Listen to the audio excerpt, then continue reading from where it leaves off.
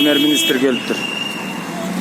Марипов 1, 2, 3, 4, 5, 6, 7 ПМдин кызматкерлеринен эле 7 турат. Бул бир эле ушул кесилиште.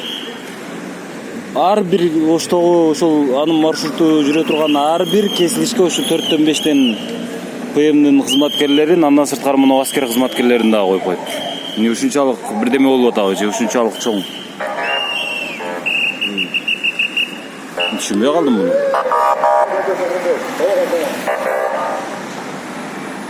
Шаар чуулдап эле жатып калды жөнүндө.